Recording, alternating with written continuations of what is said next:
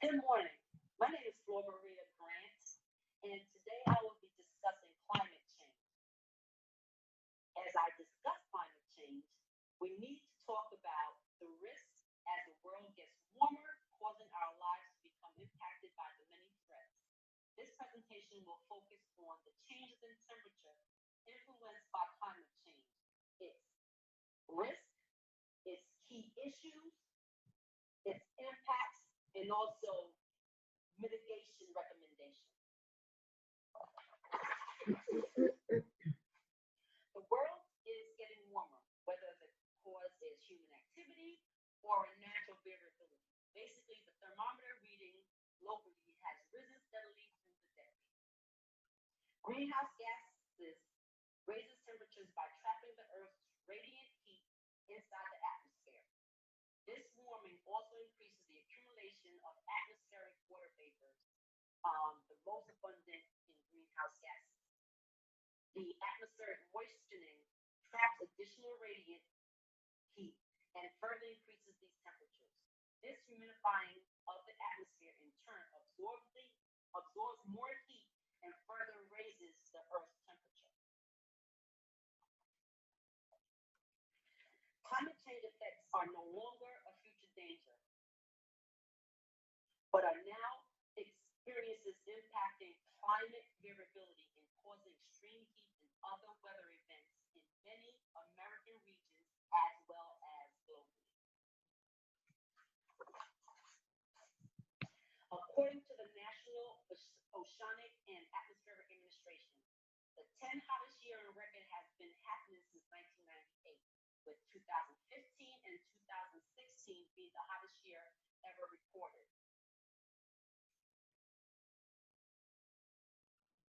The burning of fossil fuels is the root cause producing greenhouse effects. Greenhouse gases are vapors in an air that absorbs and releases radiation. The primary greenhouse gases in Earth's atmosphere are the water vapors, carbon dioxide, methane, nitrous oxide, and the ozone. Researchers have basically recognized us humans as the major contributor to global warming due to the emissions of greenhouse gases. There's also major concerns because low record temperatures and cold days in several regions have been on decline, as the heat waves in other regions are increasing at alarming rates. The effect of increasing temperatures are more visible in the Arctic region, mainly because the subsurface layer of the soil that remains frozen throughout the year is very sensitive to the changes in temperature or the warming changes in temperatures.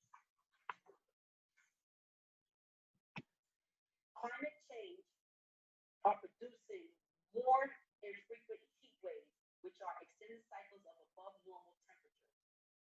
Changes in temperatures within various regions are causing them to experience warmer than usual weather and numerous heat waves as the Earth warms. The increase in temperature is intensifying the risk of drought globally. Regions in the U.S. have also witnessed a stronger index, shifting rainfall patterns that are contributing to these drought conditions. Water supplies in regions that normally do not have warmer temperatures are being stressed because of increased water demand and evaporation. This slide basically explains that elevated temperatures present a climate risk for crops and forestry, which will likely undergo adverse impacts that are essential to human population. These elevated temperatures and weather patterns cause financial risks to agriculture sector and businesses occurring from damages to supply chains arising from growing shortages of natural resources like water and demand for products due to extreme temperatures. It is anticipated that during this century, the pace of economic growth will be obstructed because of mounting shortfalls to American property and its infrastructure due to climate change. It is estimated that the yearly cost to many economic regions will range well over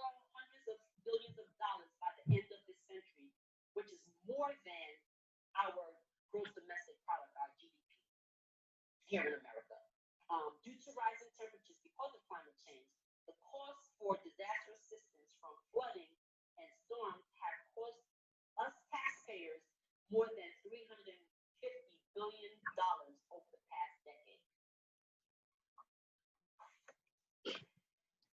It is also these extreme heat, these changes in temperatures is also causing health risks that lead to frequent changes in temperatures that lead to frequent longer lasting heat waves is resulting in a rise in heat-related deaths in the United States.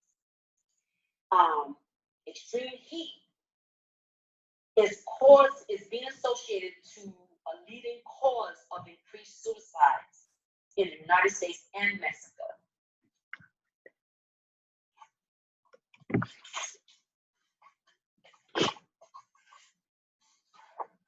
This chart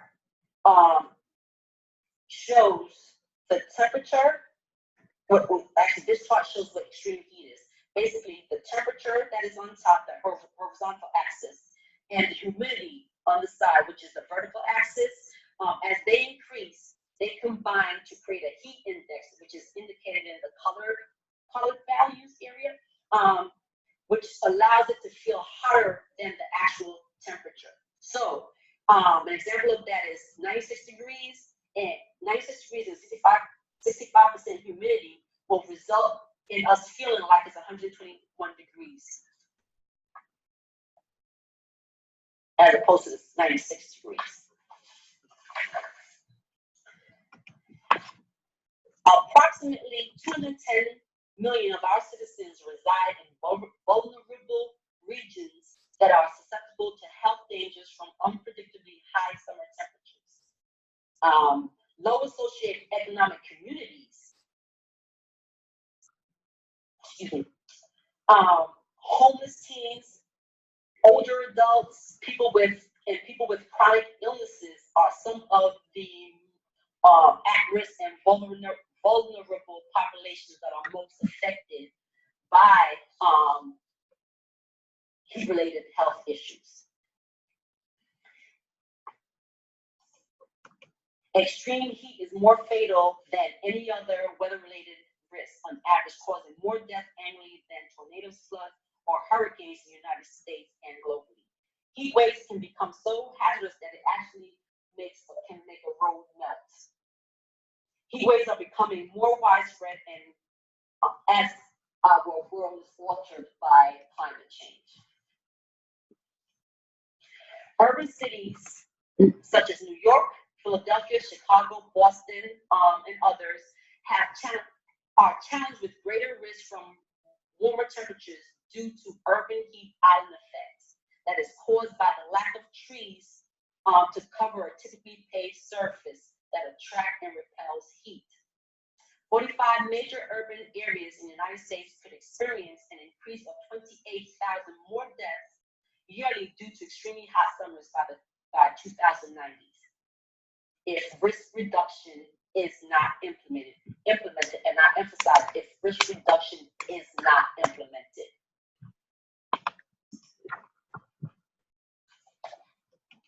Urban heat island effect, as a result of paved surfaces and multiple buildings, means lost vegetation. Lost vegetation means less shade and moisture to keep urban areas cool. Traditional roofs and pavement absorb more of the sun's energy, which result in higher temperatures close to these structures. Also, multiple buildings and narrower streets reduces airflow, as you can see the tightness that further catches the heat generated by vehicles, factories, and air conditioning vents, worsening the impacts of climate change.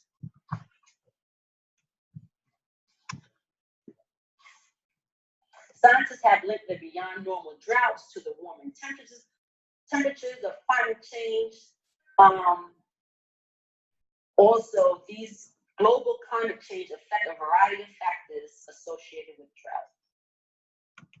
Temperatures have warmed over the past century that has led to an increased occurrence and duration of drought in America.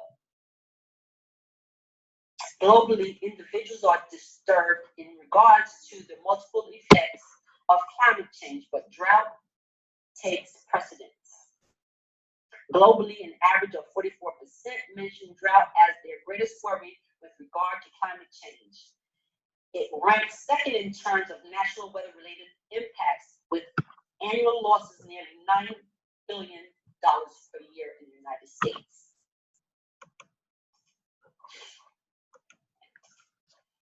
Beyond direct economic impact, drought can threaten drinking water supplies and ecosystems, and can even contribute to an increased food price.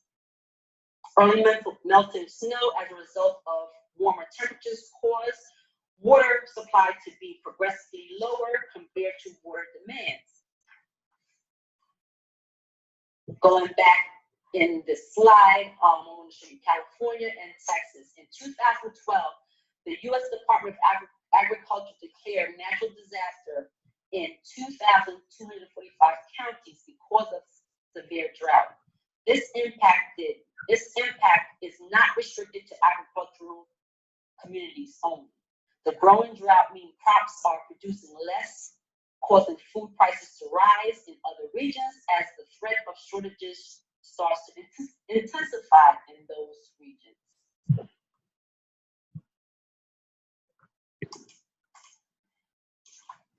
So what can we do? We can think smart. A substantial and sustained global mitigation and regional adaptation efforts is essential to battle the historic growth in greenhouse gas emissions that are released into the air, causing temperatures to increase. By thinking smart, New York City, who underwent a hard lesson in the dangers of extreme weather and climate crisis when they were struck by Superstorm Sandy, which this storm forced almost 2 million residents to be without power. It destroyed thousands of homes. It flooded hospitals, it flooded tunnels, the subway system, and it caused 43 deaths.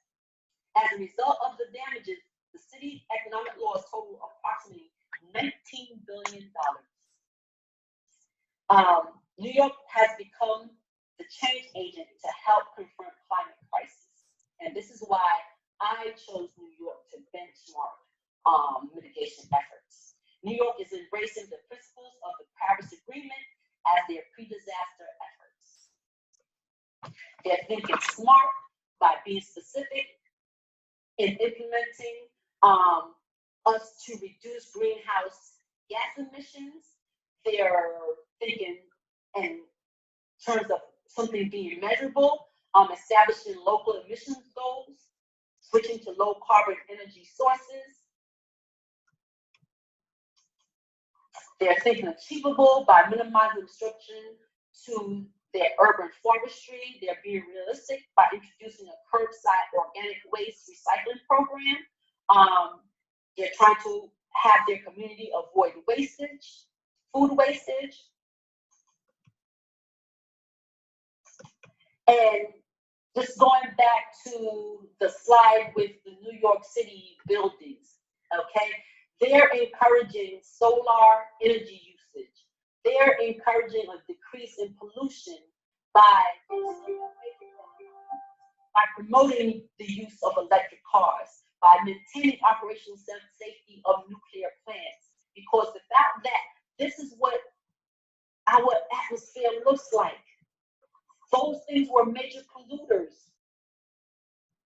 Our skyscrapers, our factories, our train engine system, those were all major contributors and polluters.